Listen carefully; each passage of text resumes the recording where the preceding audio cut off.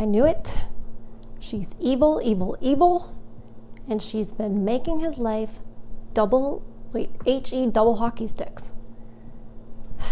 Welcome back to Far From Eden. If you're new here, hello. If you like the video, please hit like and subscribe if you haven't. So, a lot of people are talking about this, and I have to. Gerald Crowder. I have been watching, I watch him not every single day, but fairly regularly, several times a week.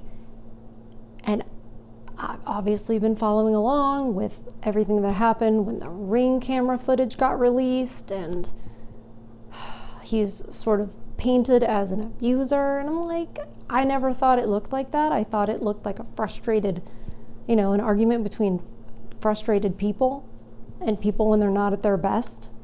And it looked to me like set up, because there are certain times when she didn't respond that I was like, you're thinking about how it's recording right now, aren't you? It just seemed too much like, now I'm standing here and he's standing here. I don't know.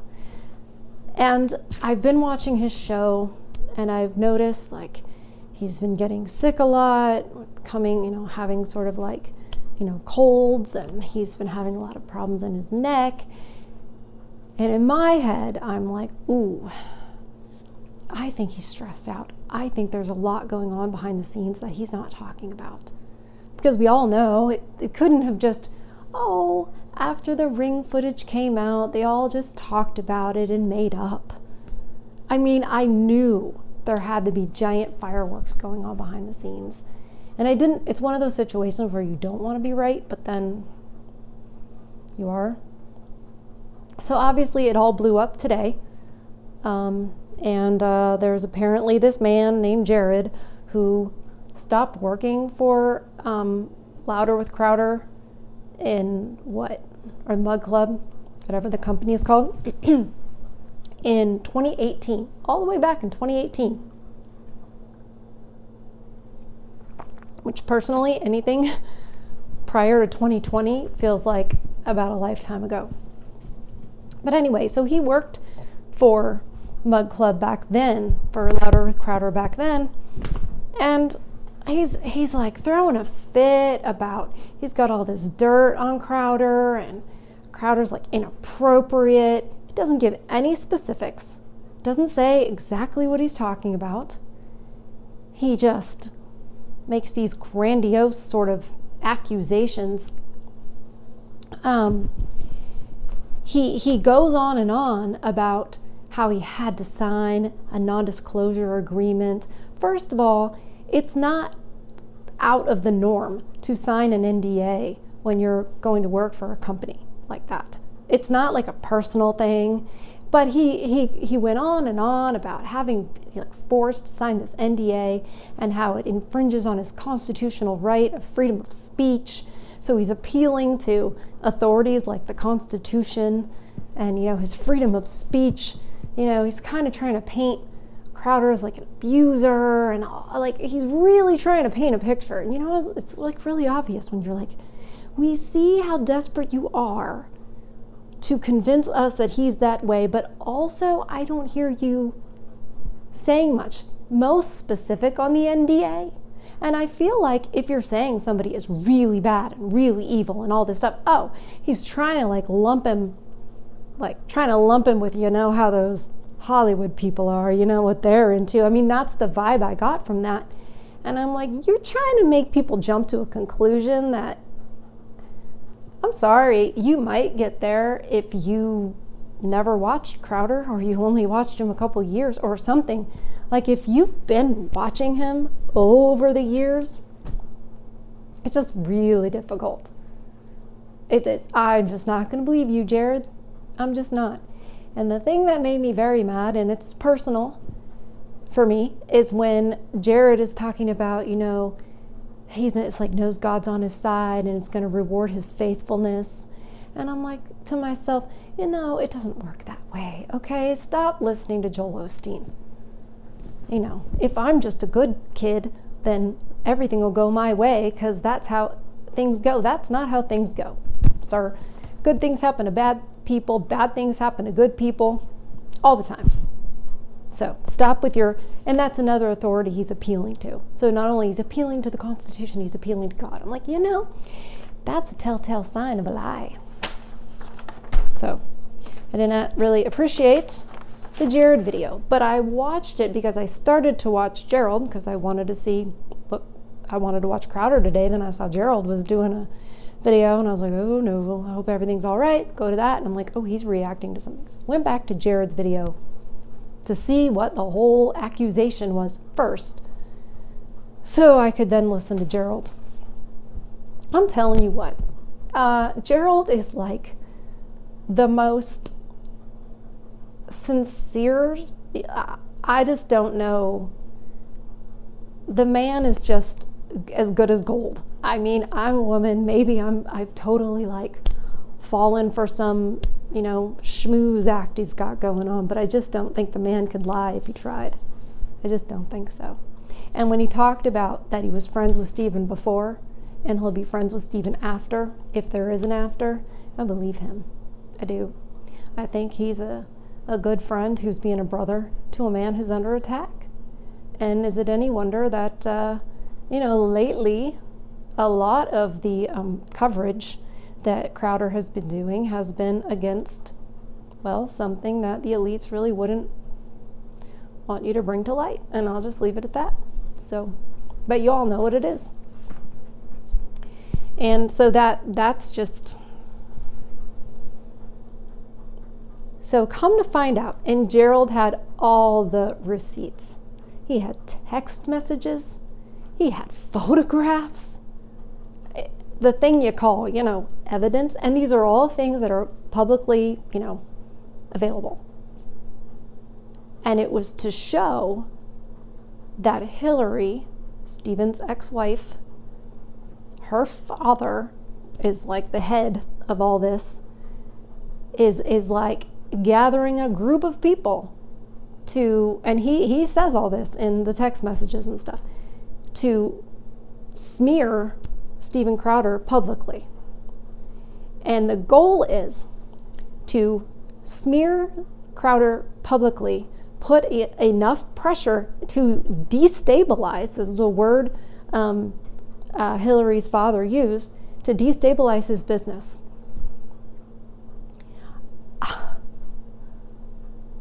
And then, not only, and it's, if that wasn't enough, the purpose of all of this is to put pressure on to get more money out of him and more custody of the kids to Hillary. Because they even had the first attorney that Hillary hired, that guy was in charge of showing Stephen the way out of it, how to get out of it. So they had it set up where it's like, okay, we're going to pressure and smear and pressure and smear until he's like, I give, and gives her whatever she wants. And then when he does that, they're like, all right, we make it go away. Then they could always be like, we can make this go away. You just have to, do the right thing.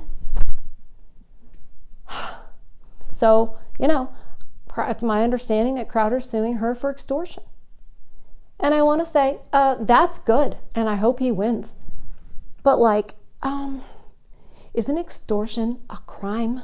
Why isn't she being prosecuted criminally for extortion? How is this all not probable cause? More than probable cause. To arrest her, to arrest her father, to arrest some of these attorneys? I think we know. I think if it were the other way around, and, she had an appendage between her legs, she'd be arrested for extortion.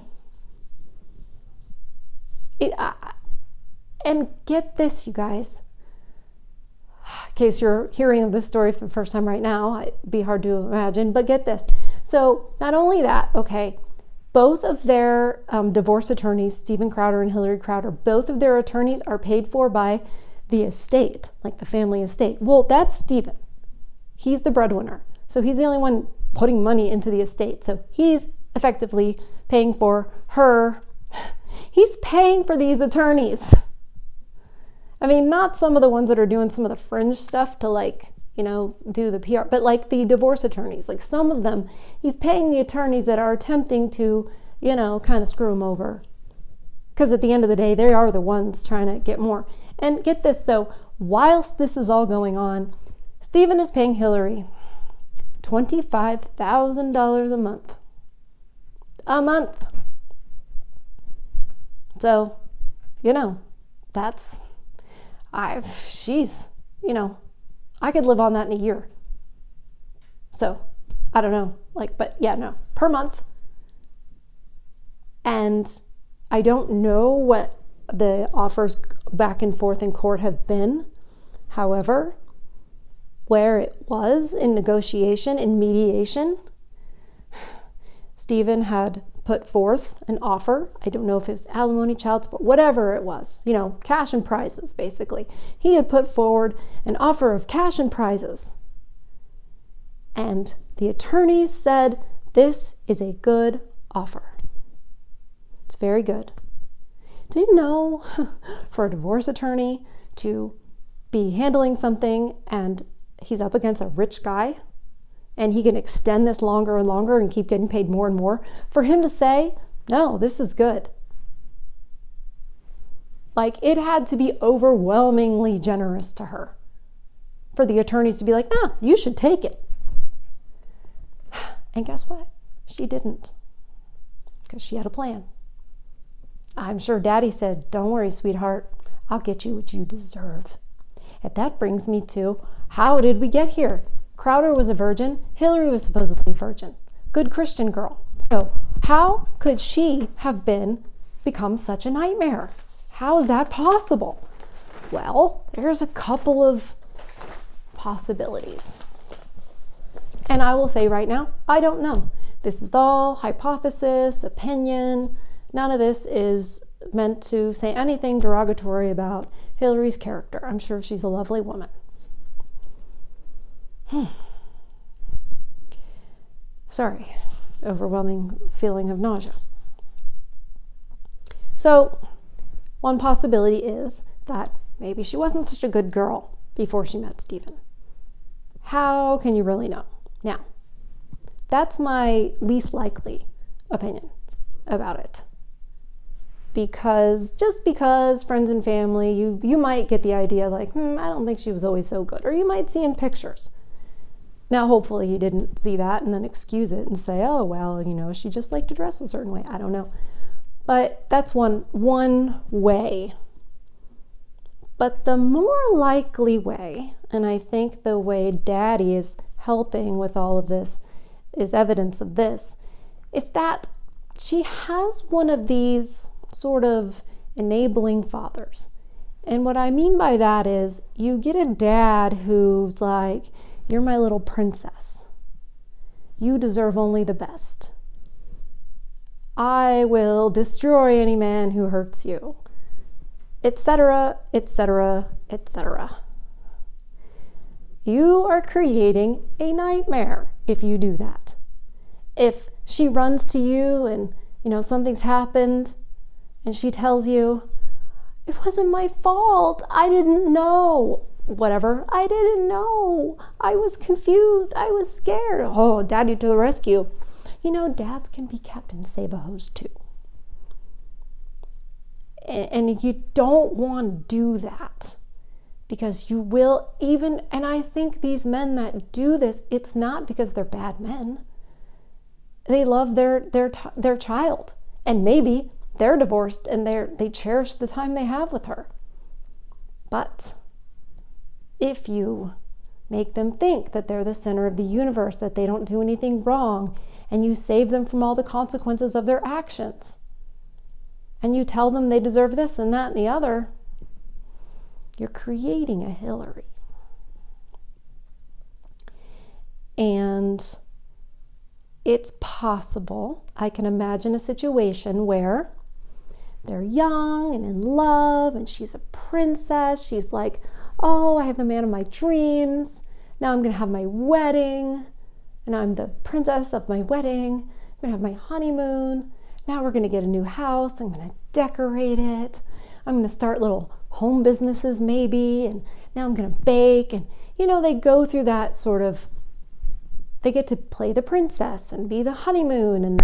And then we're the young bride, and it's all fun, and you're still hot. And, your husband is still like sort of in that lovey-dovey phase. I mean, they did wait until they were married, right?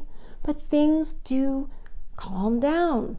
Life carries on. You settle in. You kind of become bonded more as friends as things go. Stuff comes up. Hard decisions, difficult times, etc. And the honeymoon wears off because real life is real life. It's not a fairy tale. It's not, like how your honeymoon and your wedding was. That's why those things are so ridiculous, because it doesn't represent really anything that's real in life. But anyway, that's another situation. That's another subject. So, then you're like, okay, or maybe you get a bigger house, and it's just all these like, okay, and you're still young, you're still pretty, and it's time to get pregnant. You get pregnant. And now you're like, well, now I don't feel so hot. Now it's changing. Now you're not the young hot bride. Now you're transitioning to you're very, very pregnant with twins. And your husband's focused on work and really getting everything secure. And God knows the stress he's been through in the last several years with the Blaze and all these different changes and the growth of his company and the way society has gone. There's been a lot of things, and he's a serious man. He wants to be a provider. He wants to do the things, and she's supposed to do her things. And I think she didn't want to not be the princess anymore. I think it was time to grow up and be a little serious. And I don't think she was ready to do that. And just seeing that video, that ring video, everybody looks at that and look at that. Look how he talks to her and everything. And I was watching her and I was like, I see a manipulator. I see a spoiled manipulator. I see a man who's so tired. I see a man who's stressed out and so tired and wondering why he doesn't have a woman who wants to, be part of the team, so to speak. I could tell that he was feeling like, come on, just at least don't be dead weight. I know you're pregnant, but stop, stop putting everything on me. And at least probably don't nag me and bitch at me when, I'm just trying to do my part. Because I did from the nanny. The nanny was, once the babies were born, the nanny was there all the time. What was she doing? Because the nanny was like, I was there all the time. The nanny even got in trouble for lying, trying to make it seem like Stephen was abusive. Like, this is not who he is. It's not. And you can just tell. I mean, the man has sat down for hours doing Change My Mind, and it's not edited. And you see people throw things at him and say horrible things to him. You can tell. So I'm on Crowder's side. And another little aside, I was like, maybe with Candace leaving the Daily Wire, maybe they'll make up. It's such a girl thing. I didn't want Candace to be the way she was with Crowder, with the whole Daily Wire thing. And it made me not like her as much. So I thought, well, maybe now that she's out at the Daily Wire, she'll be like, Stephen, you had a point with that whole contract thing. But no. Oh no, she's doubling way down on, saying that, he was horrible and, Jared's right. And it's all going to come out. And I'm like, maybe I'm wrong. Maybe I am wrong. Maybe I'm going to be completely shocked and he's actually this terrible human being. I just don't buy it. I don't buy it. And I think, isn't it funny that as soon as anybody like Russell Brand is, starting to sort of scratch the surface of things that are going on in society, things you don't see on mainstream news, you don't see on Daily Wire, all these shill things. No. But when you see somebody who's not controlled opposition start to poke at the bear, all of a sudden it's like, oh, now they're accused of all these things. And you're like,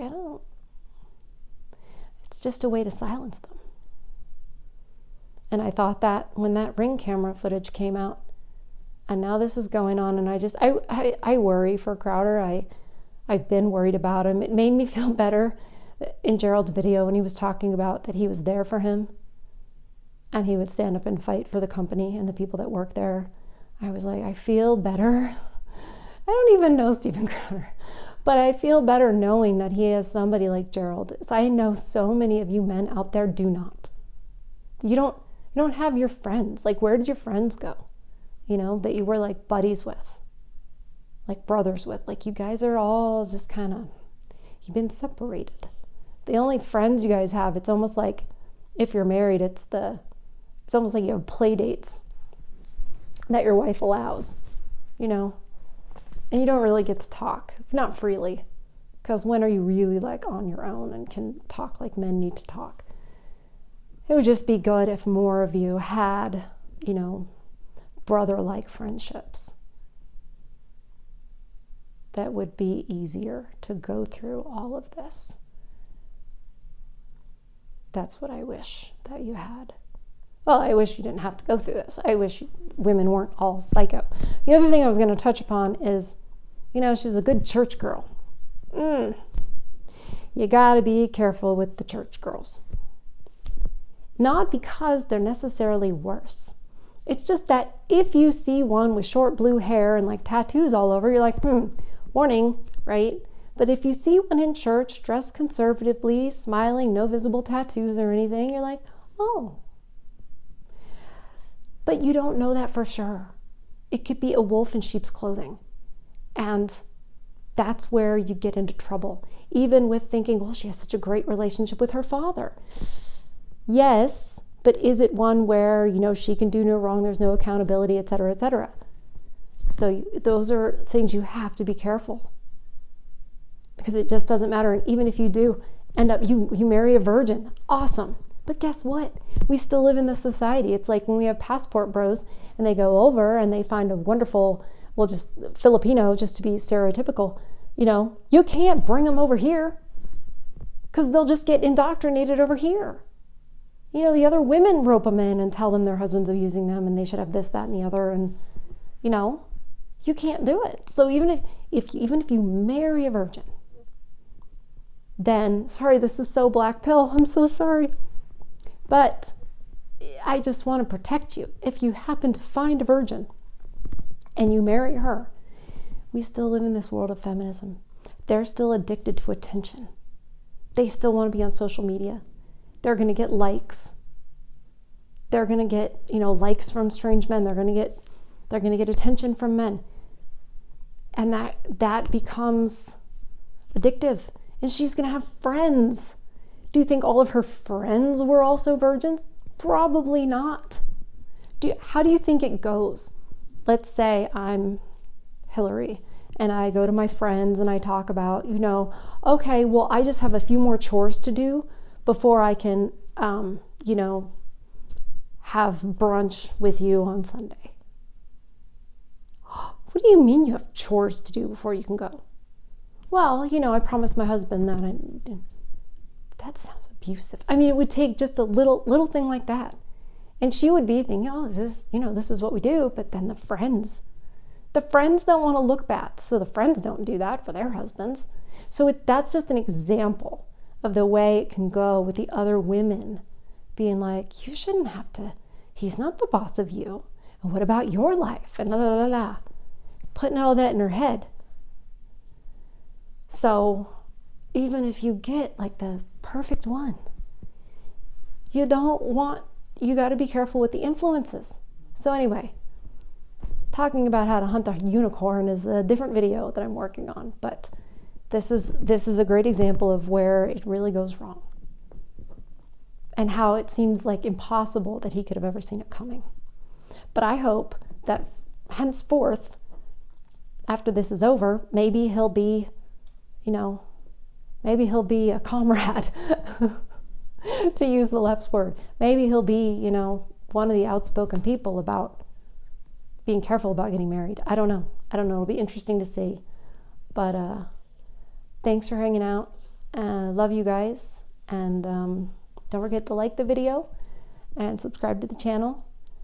And I hope you do something that feeds your soul, something that's good. And if you can't think of it, just pick something at random and just go do it. You never know. Might feel better. And I will see you guys on the next one. Take care. Good night.